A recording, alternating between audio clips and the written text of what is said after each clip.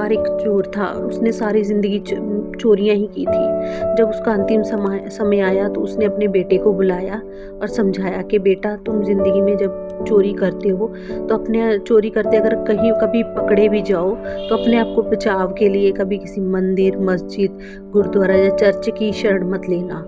और हाँ, कभी नौबत आ भी जाए इन सब में जाके शरण लेने की, तो अपने कानों को ढक लेना, अपनी आंखें बंद कर लेना, ना कुछ सुनना ना कुछ देखना। तो बेटे ने बिल्कुल ऐसे ही किया। जब चोर की मृत्यु हो गई तो उसके बेटे ने भी चोरियां करनी शुरू कर दी। एक बार चोर ने राजा के किसी सिपाही के घर पे चोरी करने गया, तो वो पकड़ा गया। पकड़ने के डर से जब वो भाग रहा था, भागते भागते उसने जगह ढूंढ रहा था छिपने के लिए, तो उसको कोई जगह ना मिली।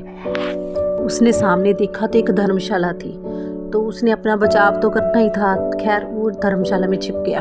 धर्मशाला में जहाँ वहाँ पे किसी ना गुरुजी का सत्संग चल रहा था, तो उसने वहीं पे जो संगत बैठी थी उन्हीं के बीच में बैठ गया और अपने आप को बचाने के लिए तो उसने अपने कानों पे हाथ रख लिए ताकि मैं कुछ सुन ना पाऊँ, और आंखें बंद कर ली।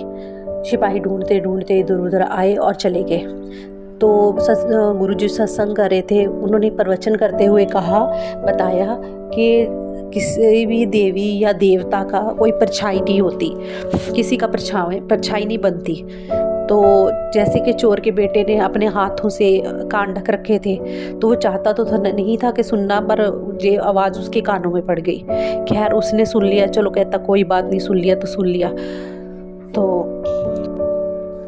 जब चोर वहाँ धर्मशाला से बाहर निकला तो किसी तरीके सिपाहियों ने उसे पकड़ लिया, पकड़कर जेल में डाल दिया। सिपाहियों ने उसको बहुत मारा पीटा ताकि वो अपना जुर्म कबूल कर ले, पर वो चोर का बेटा था कि मानने को तैयार ही नहीं था। तो जब राजा के दूत राजा के पास गए, उन्होंने सारी बात राजा को बताई कि ऐसे चोर पकड़ा तो गया पर वो अपना जुर्म कबूल नहीं कर रहा। तो राजा ने जब ये बात अपने वजीर से की, अपने सलाहकार से बात की, तो राजा के सलाहकार ने बताया कि ये जो चोर होते हैं ना, ये ज़्यादातर काली माँ के भगत होते हैं, तो क्यों ना इसको हम जाल में फंसाकर अपने इसको सच उगलवाया जाए। तो राजा ने पूछा वो कैसे?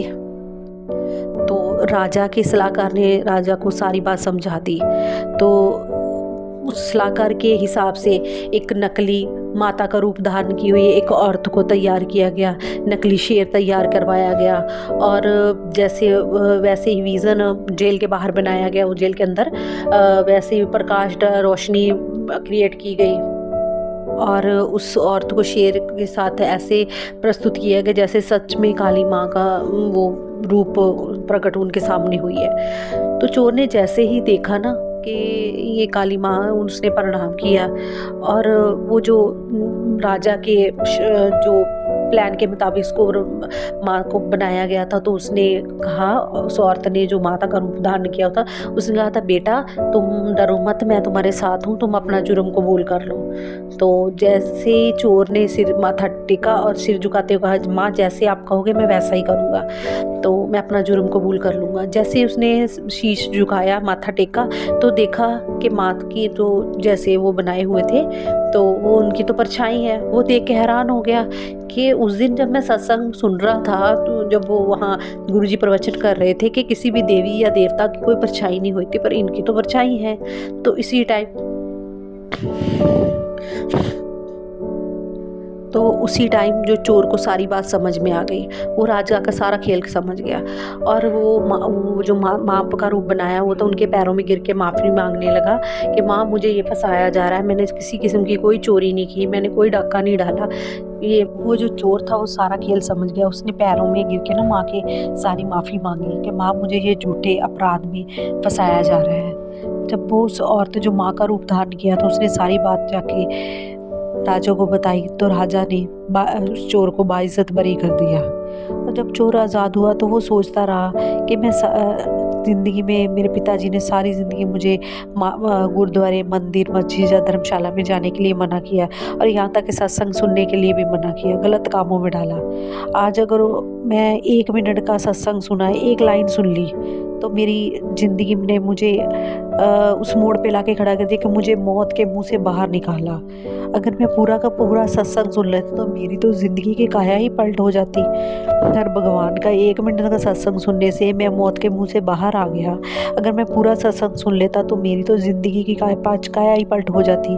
तो उस दिन से उसने अपने अपराधों से तौबा की और उस दिन से उसने अपनी ज़िंदगी का रुख बिल्कुल ही बदल दिया। वो चौबीसों घंटे अब भगवान की शरण में है और अपने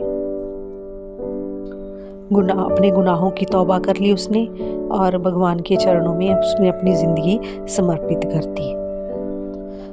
हमें हमेशा भगवान के ऊपर विश्वास रखना चाहिए।